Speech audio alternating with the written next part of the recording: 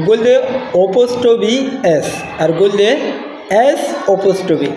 তাহলে এস অপোস্ট্রফি আর অপোস্ট্রফি এস এটা শুননা সই আর শুননা করলাম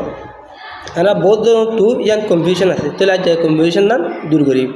তাহলে যা অপোস্ট্রফি এস আছে আর যা এস অপোস্ট্রফি আছে দিনও আছে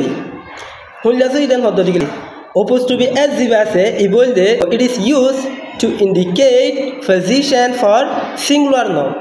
এবার অতুনৰ মাতে ইস্তেমাল কৰিব যেন নেকি আৰ তো হনগুৱা মাঞ্চৰ অথবা হনকান চিজৰ নিজৰ গৰা ফৰেছ হনগুৱা মাঞ্চৰ নিজৰ এই নিজৰ গৰা ফৰ অতুনৰ মাতে দিলে আর তো অপোস্ট্রফি এস দিবারে ইস্তেমাল করা হরু কেলা কিন্তু ইয়ান সিঙ্গুলার হলা for example my friends brother তার মানে ফ্রেন্ড যা আছে ফ্রেন্ড ই বললে সিঙ্গুলার মাসাল মাই ফ্রেন্ড হয়ে দেয় আর ফজ উগুয়া তাহলে সিঙ্গুলার দাতা লাভলি আমাদের অপোস্ট্রফি এস আসে যেন কি মাই ফ্রেন্ডস অপোস্ট্রফি এস আসে আর ফজার ব্রাদার বাই আর ফজার বাই তাহলে my friends sister my friends mother এগুলো অপোস্ট্রফি এস দিবা সিঙ্গুলার হলে কি করব ইস্তেমাল করব জানিলে নাকি এস অপোস্ট্রফি আছে ই বললে